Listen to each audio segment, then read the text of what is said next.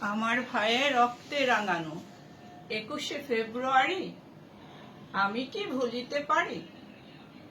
এই গানটি আমাদের বাঙালির অস্থি মজ্জার সাথে মিশে আছে। ভাষা আন্দোলনের কথা বলে, রাষ্ট্রভাষা বাংলা চাই স্লোগানে মুখরিত। 52-এর ভাষা আন্দোলনের ইতিহাস বাঙালির অস্থি মজ্জার সাথে গঠিত। আজ আমি সেই ভাষার পূর্ব ইতিহাস নিয়ে কথা বলবো। আমি জানি আমার ছাত্র ছাত্রীরা ভালো আছে, আশা করছি ভালো আছে। আমার সহকর্মীবৃন্দ, আমার অভিভাবক সবাই আমার জানা মতে আল্লাহর রহমত ভালো আছে। আমি আজকে তোমাদের বাংলা দ্বিতীয় পত্র ভাষা নিয়ে আলোচনা করব। আমার পরিচয়টা দিয়ে নিই। আমি Sharmin Khanam, Motijheel model school and কলেজের বাংলা টিচার। আচ্ছা, আমি কি বলেছি যে আমি ভাষা নিয়ে, ভাষার পূর্ব ইতিহাস নিয়ে আলোচনা করব। পূর্ব ইতিহাস আমার বাংলা ভাষার যে বইটা আছে সেই বইটার কথা আমি বলব। যে বাংলা ব্যাকরণ যে বইটা, সেই বইটার যে ইতিহাস, সেই ইতিহাস নিয়ে আমি আজকে ভাষা শুরু করব। তাহলে এই ব্যাকরণ বইটা কোথা থেকে শুরু, উৎপত্তি কিভাবে হয়েছে, সেই নিয়ে আমি তোমাদের প্রথম জানাচ্ছি। সবাই একটু নোট করবে, খাতা কলম অবশ্যই লাগবে, এগুলো মুছে ফেললে ভুলে যাবা। প্রথম যে বাংলায় ব্যাকরণ বইটা রচনা করেন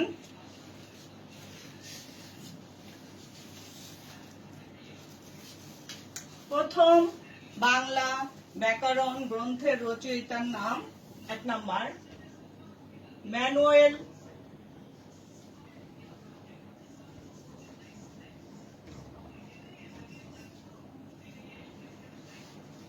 দা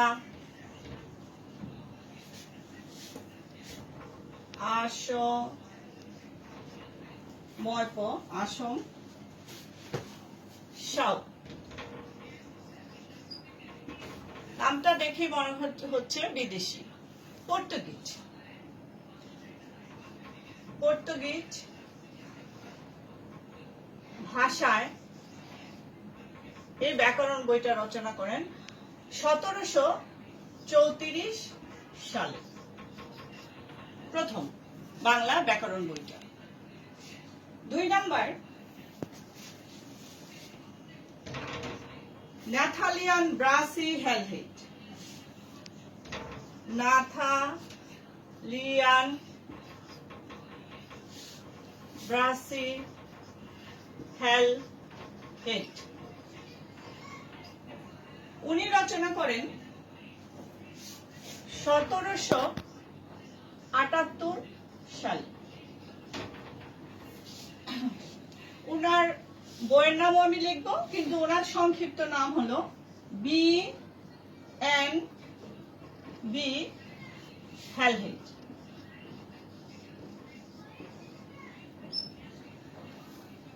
উনি এই গ্রন্থটা ইংরেজিতে রচনা করেন, কিছু বাংলা ভাষা ওই গ্রন্থের মধ্যে ছিল না। ওনার ওই গ্রন্থটার নাম হলো a grammar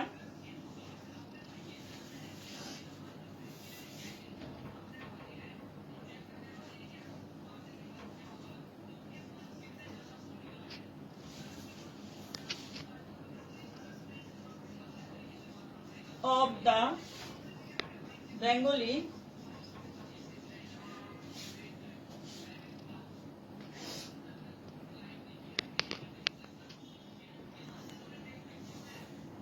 language।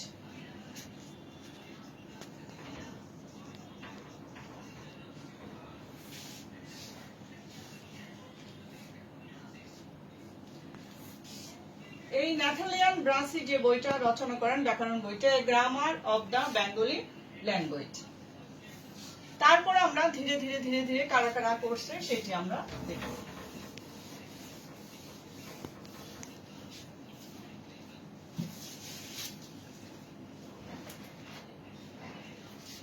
William carry.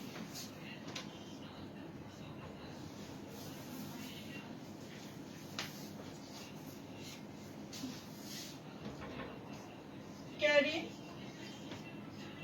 সাহেব 1801 সাল। উনি হলো উইলিয়াম ক্যারি। উইলিয়াম ক্যারি ইংল্যান্ডে জন্ম, কিন্তু উনি আমাদের জন্য 1800 সালে ফুট উইলিয়াম কলেজ প্রতিষ্ঠা করেন। ফুট উইলিয়াম কলেজ কলকাতায়। তারপর 1801 সালে সেই ফুট উইলিয়াম কলেজে বাংলা বিভাগ খুলেন। বাংলা বিভাগ খুলেন উইলিয়াম ক্যারি। তখন এই ব্যাকরণ বইটা নিয়ে আবার নতুন করে উইলিয়াম ক্যারি সেই 1801 সালে এই বইটা আবার নতুন সংস্করণ করেন। তারপরে হলো গঙ্গা কিশোর ভট্টাচার্য। গঙ্গা কিশোর ভট্টাচার্য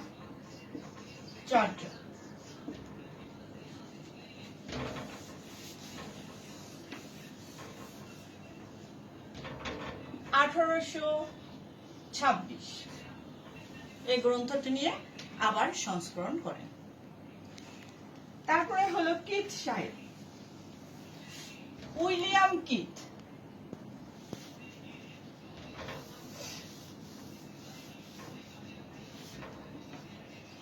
কিথ সাহেব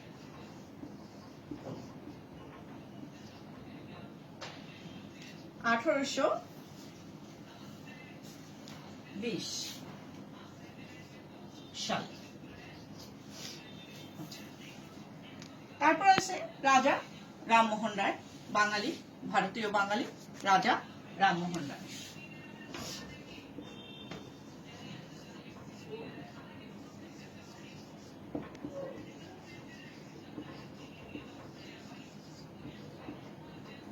রাজা রামমোহন রায় এই গ্রন্থটি রচনা করেন 1826 সালে গৌড়ীয় ব্যাকরণ নামে।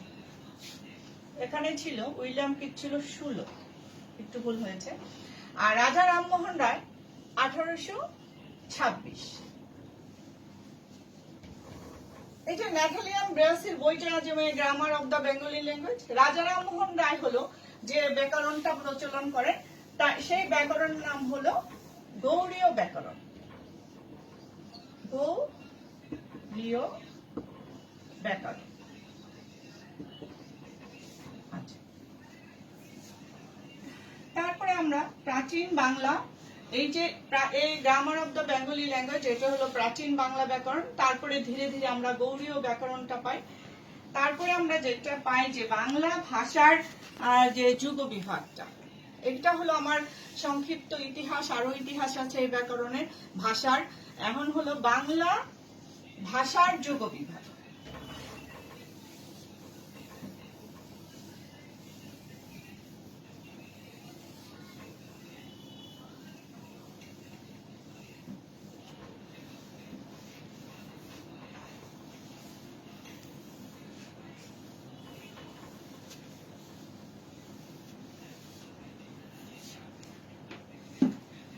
বাংলা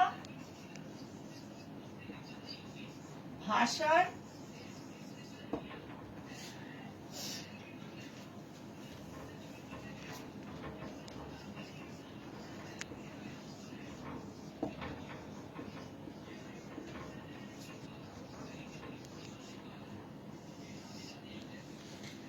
এই যুগ বিভাগটা পণ্ডিতটা করেছেন। প্রথম বলেন প্রাচীন যুগ।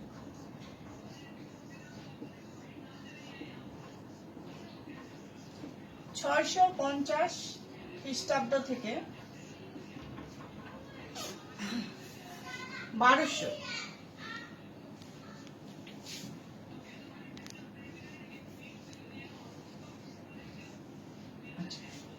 এখানে একটাই গ্রন্থ রচিত হয়। এতটা বছর 650 থেকে 1200 একটা গ্রন্থ রচিত হয় প্রাচীন যুগ বা আদি যুগ। সেটার নাম হলো চর্যাপদ। চর্যাপদ এর পুরো নাম হলো চর্যা, চর্য, বিনিশ্চয়। এই চর্যাচর্য বিনিশ্চয়টা প্রথম আমাদের গ্রন্থ। এই যে বাংলা ভাষার ইতিহাস মোটামুটি শুরু।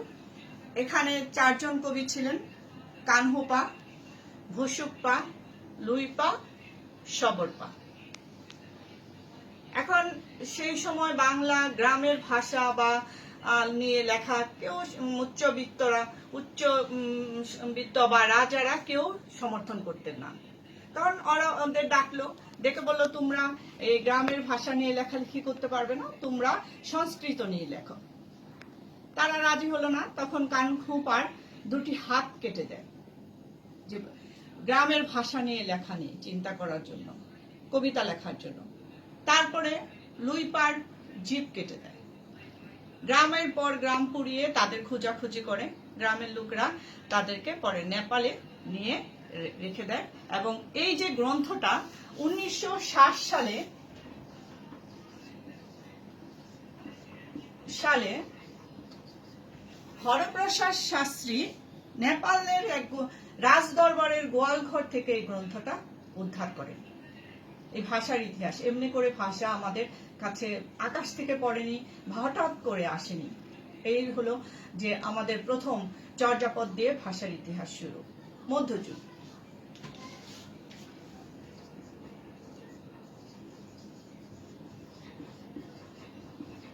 বারোশো থেকে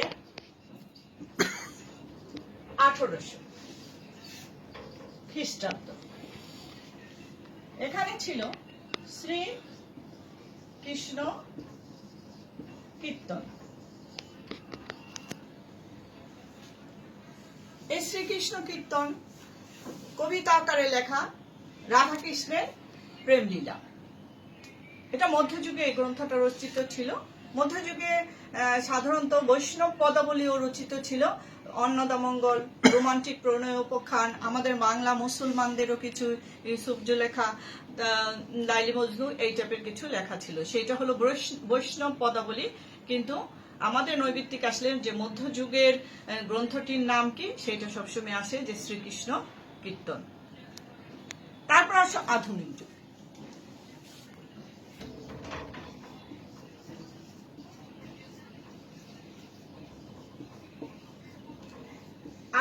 থেকে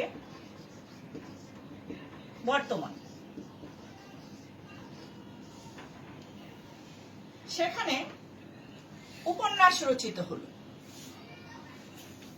সার্থক উপন্যাস। বঙ্কিম চন্দ্র চট্ট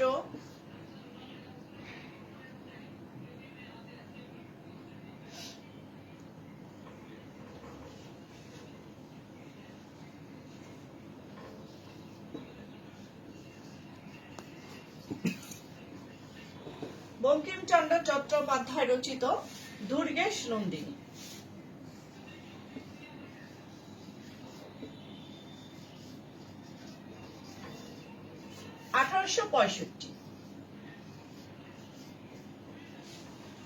এটা বাংলা সাহিত্যের সার্থক উপন্যাস, কারণ এটা পাশ্চাত্য ঢঙে দাড়ি, কমা, সেমিকোলন ব্যবহার করা হয়েছে। যে ম্যাডাম এর আগে কি কোনো উপন্যাস রচিত হয় না বা গল্প রচিত না? হয়েছে। পেরিচাঁদ মির্জের আলালের ঘরে দুলাল। সে আলালের ঘরে দুলালকে সার্থক উপন্যাস বলা যাবে না। বাংলা সাহিত্যে সার্থক উপন্যাস বলতে আমরা সাধারণত কাকে বুঝবো? দুর্গেশ নন্দিনীকে বুঝবো। তারপরে যেটা আসে সেটা হলো আমাদের ভাষার আদি ভাষার নিদর্শন। আদি ভাষার নিদর্শন হলো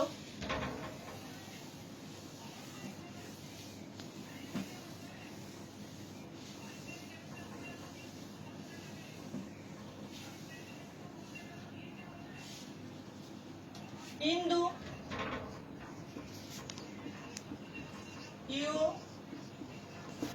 ইউরোপীয় মূল ভাষা।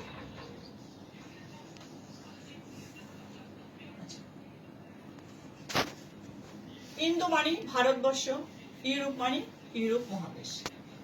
ব্যাকরণবিদরা সব ভাষাগুলোকে একত্রিত করে একটা রূপ দিলেন। সে আমাদের ভাষার উৎস অনেক অনেক বছর আগে, প্রায় খ্রিস্টের জন্মের 5000 বছর পূর্বে এই ভাষার উৎপত্তি হলো। ইন্দো ইউরোপীয় মূল ভাষা। ইন্দো মানে ভারতবর্ষ, ইউরোপ মানে ইউরোপ মহাদেশের ভাষা। এই ভাষা ধীরে ধীরে ধীরে ধীরে আমাদের কাছে এসে বাংলায় আসলো। এই ভাষা দুটি শাখা ছিল, একটা কেন্তম শাখা ছিল আর একটা সপ্তম শাখা ছিল। এই সপ্তম শাখা থেকে ভারতিক, আর্য, তারপরে ভারতিক, সংস্কৃত ধীরে ধীরে আসছে, সেটা আমি বলছি।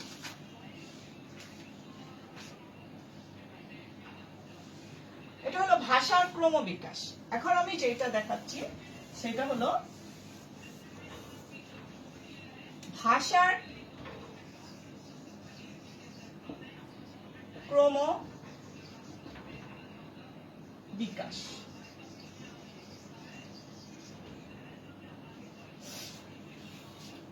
এই ইন্দো ইউরোপীয় ভাষার অনেকগুলো শাখা চলে গেছে। আমাদের মধ্যে যেটা আসছে সেটা হলো সংস্কৃত,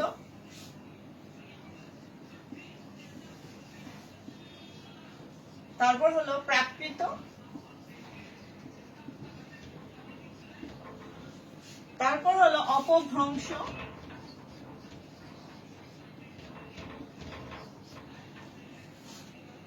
কামরূপী,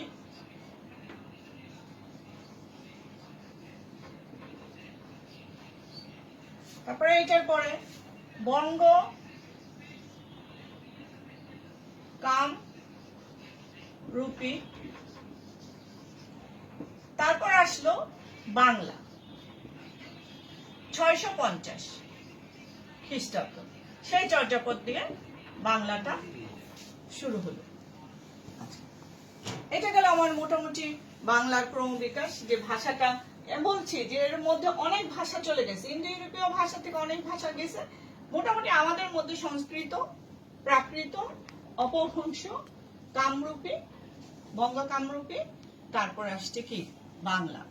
এটা হলো ভাষার ভূমিকা অংশ আমি তোমাদের দেখালাম। যে ভাষার যে পড়ার আগে যে নৈবিত্তিক গুলো আমাদের মোটামুটি আসে, টেস্ট পেপারে আসে, সেগুলো আমি তোমাদের দেখানোর চেষ্টা করলাম। যে আমাদের এই বইটার মধ্যে নেই, কিন্তু অনেক আগে বা অন্য বইয়ে এগুলো রয়েছে। তারপরে আমরা যেটা পড়বো সেটা হলো যে সবচাইতে বেশি ভাষায় কথা বলে কার?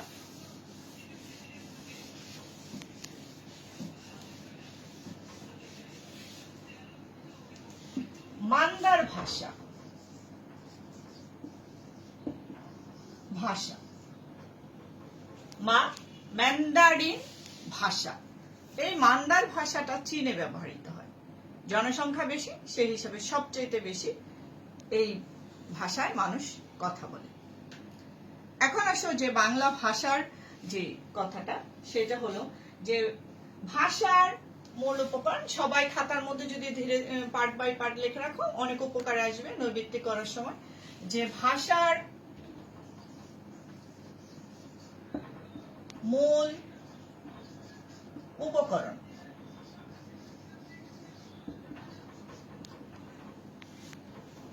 ধ্বনি।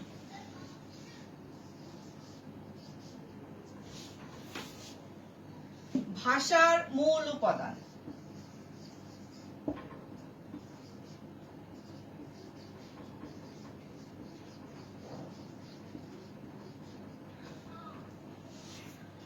বাক্য।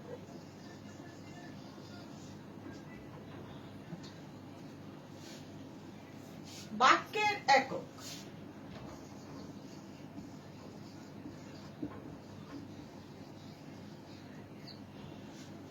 শব্দ। শব্দের একক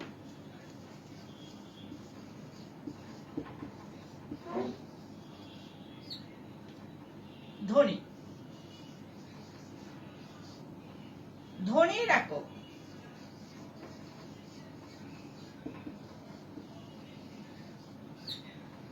ধ্বনিমূল।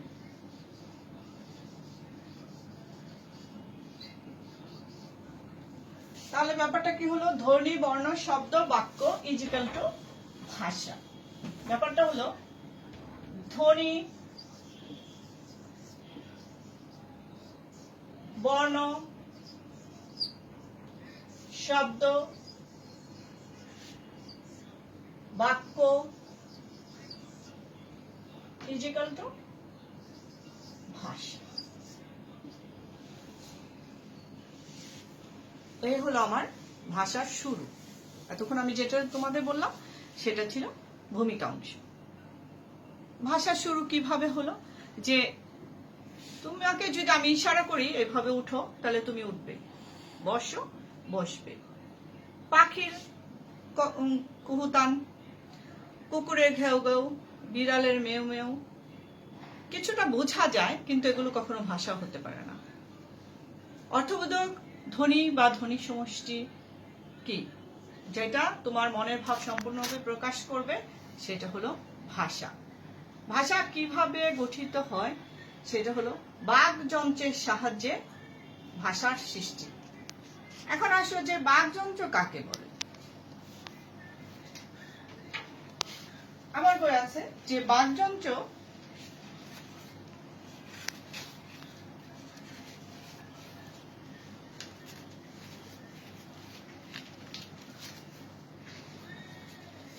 এইটা,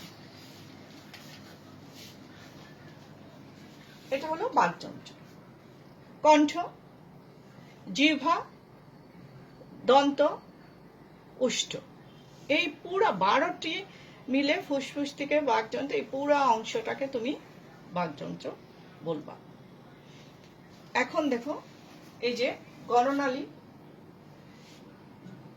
নাসারন্ধ্র, জিহ্বা, আলা জিহ্বা, পশ্চাৎ দন্তমূল, অগ্রতালু, দন্তমূল, এই যে দাঁতের পাটি, এই যে দাঁত, ওষ্ঠ, এগুলো মিলে কি হয়, বাকযন্ত্র তৈরি হয়।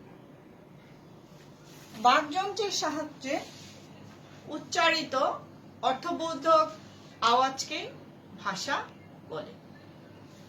এখন বইয়ে যে পৃষ্ঠা আছে, প্রথম পৃষ্ঠা থেকে আমরা শুরু করব ভাষার সংজ্ঞা। ভাষা কাকে বলে? মানুষের কণ্ঠ নিঃসৃত বাক সাংকেতিক সংগঠনকে ভাষা বলে। ঠিক আছে, যে মানুষের কণ্ঠ নিঃসৃত বাক সাংকেতিক সংগঠনকে ভাষা বলে। যে সকল শব্দ মানুষের বস্তু ও ভাবের প্রতীক, সেটা ভাষা নয়, সেটা শব্দ। বস্তু ও ভাবের প্রতীক কি? শব্দ। আরেকটা হলো যে বর্তমানে পৃথিবীতে ৩,৫০০-এর উপরে ভাষা প্রচলিত রয়েছে ব্যাকরণবিদদের অনুসারে। তারপরে দেখো যে আমরা হলো চতুর্থ বৃহৎ মাতৃভাষা হলো বাংলা। প্রায় ৩০ কোটি লোকের মুখের ভাষা বাংলা। আমরা বাংলাদেশে বসবাস করি, ভারতে যারা কলকাতা বসবাস করে তারা না, বাঙালি ভারতে নদিয়া, বিহার, উড়িষ্যা, আসাম, যুক্তরাষ্ট্র, যুক্তরাজ্য, এইসব সবকিছু সবাইকে মিলে বাংলা ভাষা, প্রায় ৩০ কোটি লোকের মুখের ভাষা হলো কি? বাংলা। আমরা তার মধ্যে চতুর্থ বৃহৎ মাতৃভাষা, প্রায় ৩,৫০০ ভাষার মধ্যে আমরা চতুর্থ বৃহৎ মাতৃভাষা হলো বাংলা। তারপরে যেটা হলো ভাষার রীতি।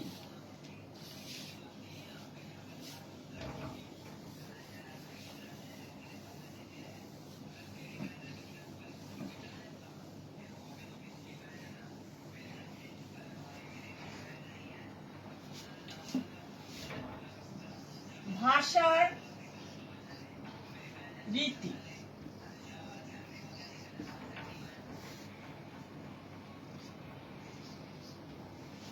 দুই প্রকার। একটা হলো লৌকিক, আরটা হলো মৌখিক।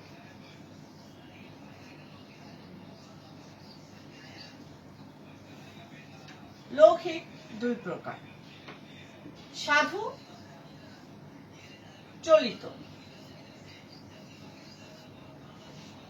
মৌখিক, চলিত আর আঞ্চলিক।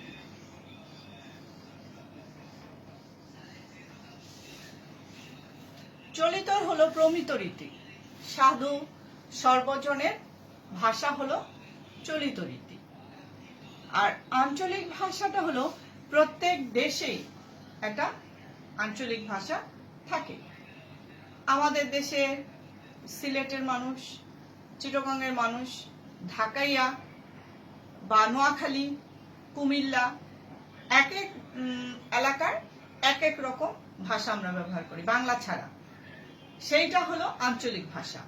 আর ভদ্র সভ্য যারা, তারা যে ভাষায় কথা বলে আমরা সাধারণত বইয়ের ভাষা যেটা, সেটা হলো প্রমিত রীতি। সাধু রীতিটা সবাই জানি আমরা তৎসম, মানে সংস্কৃত।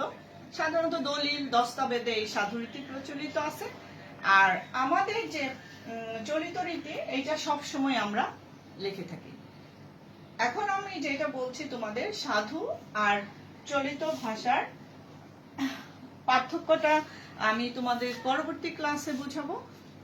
আর একটা কথা সবসময় মনে রাখবা, যে আমাদের যে ভাষার ইতিহাসটা, সেই ইতিহাসটা কিন্তু একদিনে আসেনি।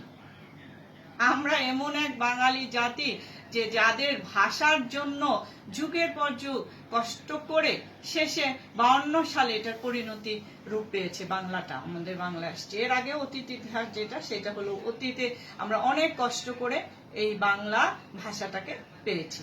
সেই ভাষা ব্যাকরণের মধ্যে দিয়ে আমরা শেখার চেষ্টা করব। এরপরে যেটা করব সেটা হলো যে তোমাদের জন্য আমি পরবর্তী ক্লাসে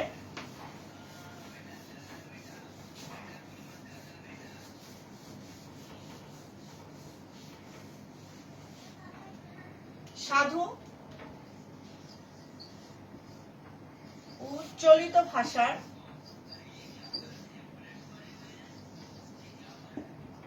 পার্থক্য,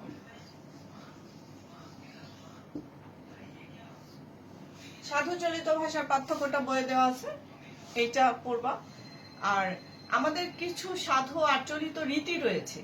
রীতির মধ্যে যেরকম মস্তক, এটা সাধু ভাষা, বাংলায় বলে মাথা।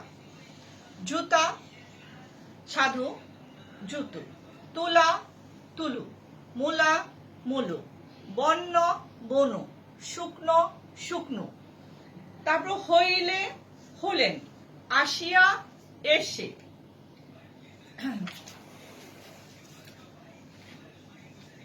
দেখিয়া, দেখে। করিলেন, করলেন। আমি সাধু চলিত ভাষার উচ্চারণটা বলছি। দেন নাই, দেননি। পড়িল, পড়ল। করিয়া, করে। ভাঙাইয়া যাইতে লাগিল, ভেঙে যেতে লাগলো। ফুরিয়া রহিল, ফুটে রইল। পূর্বে, আগেই। সহিত, সঙ্গে। এগুলো হলো সাধু ভাষার শব্দ। কিছু বিশেষণ আছে, কিছু ক্রিয়া দেওয়া আছে, উচ্চারণ। তারপরে তোমাদের যেটা নিয়ে আমি পরবর্তী ক্লাস আলোচনা করব, যেটা তোমাদের পড়া সাধু চলিত ভাষার পার্থক্য। নবম দশম শ্রেণীর ছেলেরা ভাবছে যে এটা তো পারি, পারলেও হবে না, আবার একটু বসে বসে এগুলোকে কি করতে হবে, ঝালাই করতে হবে। যে ভুলে যাচ্ছ, বসে বসে ঘরে বসে বসে ভুলে যাচ্ছ, আমি তোমাদের অনুরোধ করব যে আবার বাংলা প্রথম থেকে শুরু করলাম ভাষা। তোমরা আমার সাথে সাথে একটা বাংলা খাতা নাও, কলম নাও, বইটা আবার খুলো। খুলে অনেকের বই ধুলা পড়ে গেছে, যে অনেক দিন ধরে বাংলা ব্যাকরণ বইটা ধরা হয় না, যদিও ইম্পর্টেন্ট সাবজেক্টে আছে তোমাদের যার যার গ্রুপের সাবজেক্ট। বাংলাটা নিয়ে অনেকে ধুলা পড়ে গেছে। তা আমি চাই যে পরবর্তী ক্লাসে এটা পড়া, সাধু ও চলিত ভাষার পার্থক্য। আর তোমরা এটা খাতার মধ্যে ভালো করে লিখবা, লেখার একটা প্র্যাকটিস থাকবে, যে পড়া এবং লেখা একসাথে হবে। আমি আশা করব যে আমার কথাটা শুনবা, যে তোমরা ব্যাকরণ বইটা ধুলাটা মুছে ঝেড়ে খাতা কলম নিয়ে আবার আমরা প্রথম থেকে ভাষা থেকে আমরা আবার শুরু করব। আমি আবারও বলছি, পড়ালেখা শুরু করে দাও, স্বাস্থ্যবিধি মেনে চলো, আর বাবা মায়ের কথা শুনো, নামাজ পড়ো। সবাইকে আল্লাহ হাফেজ, আসসালামু আলাইকুম।